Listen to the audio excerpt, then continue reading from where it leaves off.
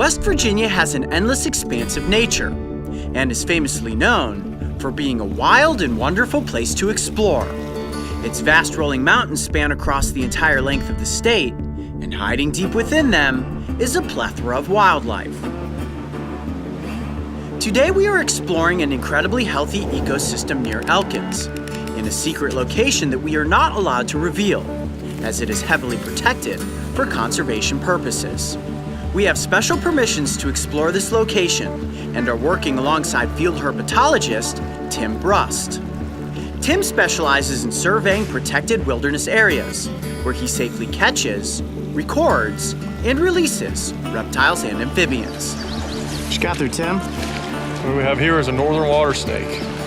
Our mission is going to be anything but easy, as the goal is to locate one of the rarest amphibians in the great state of West Virginia, a giant salamander that is known as the Hellbender. Wow. There's the river.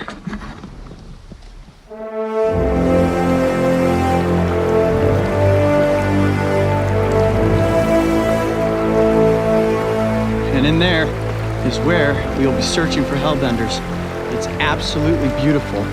And right now we're scouting around for a place to build a base camp. And basically all this river that you see in the background here is fair game for hellbenders. So in these ripples are great spots. There are a lot of huge flat rocks. So I'll be in the water with a dive mask on, feeling around for giant salamanders. This is gonna be awesome. There is no good word to describe what it takes to find and catch a hellbender other than difficult. The fast-flowing water is incredibly cold, so much so that we're forced to wear dive suits. Dive masks will allow us to see underwater, as we literally have to scan the river basin and look into the dark crevices of rocks with the slim hope of seeing a pair of big buggy eyes looking right back at us. I am about to stick my face into the water. Hold on, I gotta get a little. Oh, yeah, that's real cold. That is real cold. Okay, there we go. All right, guys, wish me luck. Searching for a hellbender is an incredibly delicate process, and our intention was to disturb the environment as little as possible. This means gently feeling up and under rocks as opposed to flipping them. The last thing we wanted to do was alter a potential hellbender home, as they are very territorial and will often stay in one area for a considerable amount of time. This is unbelievably freezing to have your complete body submerged in this frigid water. I can't even feel my fingers right now. Wow, okay, I don't know how Tim's doing this.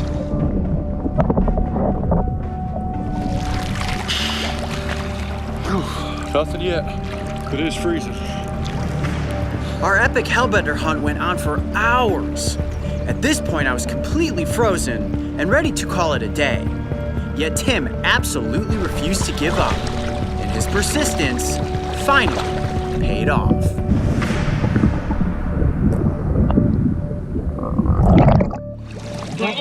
We got one? Hellbender looking right at me in the face. We got a hellbender.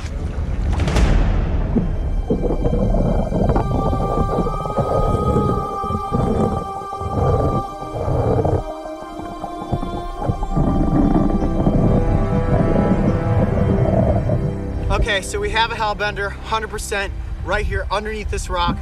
Tim's gonna use a gentle maneuver to coax it out, and I'm gonna try to scoop it up in the net. Is it big? It appears to be. Is it big? Tim says it's big. It's a big one.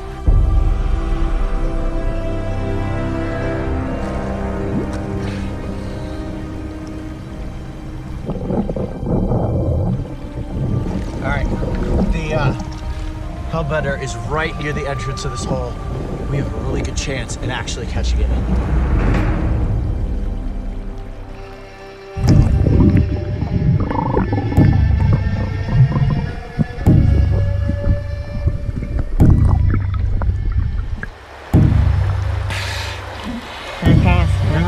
I see him.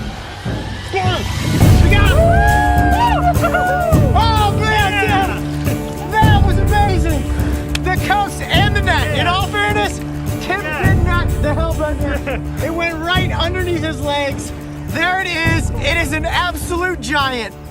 Yeah. Wow. That was the hardest hellbender catch I've ever had. Wow. Oh, man. That was an amazing maneuver. He just grabbed it up from my hand. It shot out in between his legs and he netted it. Wow. That was incredible. Look at the size of that giant That's a salamander. big one. That's a big one? That's a good one, yeah. Wow. Man, what a weird, Gorgeous. what a weird creature. Most bizarre salamander I have ever seen. Okay, we need to find ourselves a good controlled spot in decent light and get the salamander up close for the cameras. All You right. ready? Yeah, man. Yes, we got one.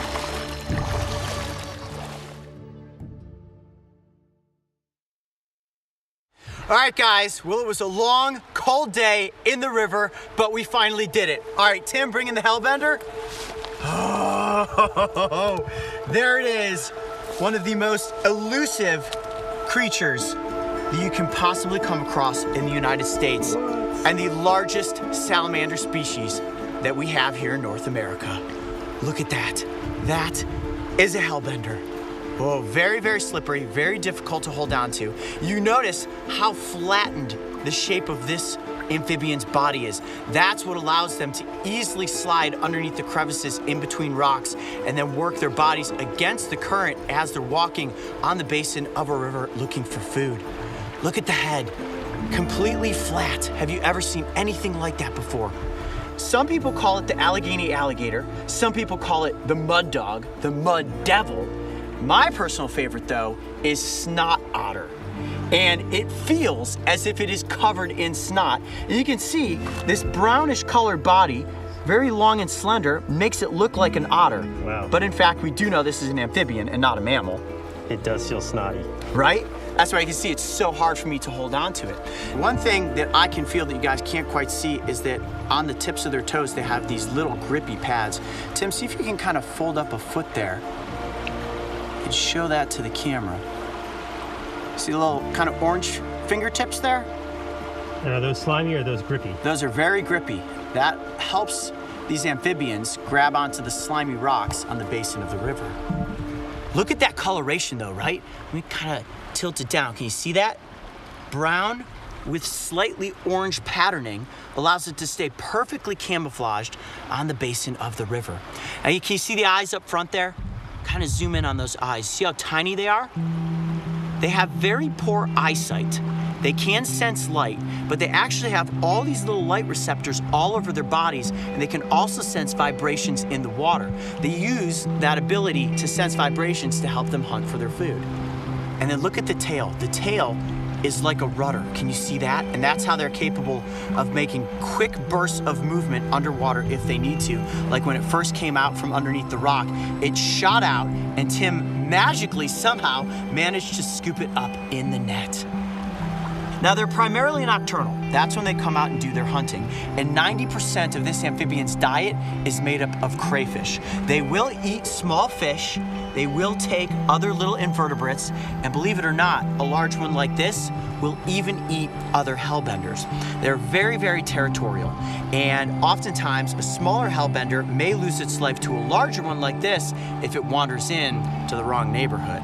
I am just in such awe of this creature right now. It is unbelievably incredible. Like, I never thought I would ever see a salamander this big. Now, it is the largest species of salamander in North America and the third largest species of salamander in the world, third only to the giant Chinese and Japanese salamander. And look at that little face. How adorable is this creature? It's kind of staying pretty calm at the moment. I'm gonna dip it back down into the water. I need to make sure that this amphibian stays hydrated at all times. Here, Mark, come over top and let me show you these lateral skin flaps. This is one of the most interesting things about these amphibians. Can you see this? Sure can. See those flaps? These flaps actually help them oxygenate, and they absorb all their oxygen through the water. Well, hello. Hi there. What's your name? Should we name you? Herbie? Herbie the Hellbender? I think that's a yes. Oh, yeah, he gave me a little squeak and blew some bubbles. Well, it's interesting because they breathe through their skin, and scientists actually aren't sure if they use their lungs to breathe or just for buoyancy underwater. And right there, I would definitely say that it kind of looked like it came up for air. At least it exerted some air from its lungs, probably so that it could get down to the bottom of this tub of water. Now, one thing that I do want to do very quickly here is actually get the length of this hellbender. We're gonna do a little biometric research here. Try to get completely stretched out here. Tip of the snout to tip of the tail. I think with the bend, it's 20. That looks like a 20-inch hellbender right there. Wow, 20 inches in length. So, Coyote, how old is this amphibian? Well, nobody really knows for sure how long they can live, but some scientists think they can live as long as 70 years. Wow. I would guess that this one, based on its size, is probably somewhere between 25 and 30 years of age. So about as old as we are. Yeah, pretty much. This is an old creature, and they're very susceptible to pollution. This is what we call an indicator species, and the fact that we found one here in this river is a really good sign that the water system is in fact healthy.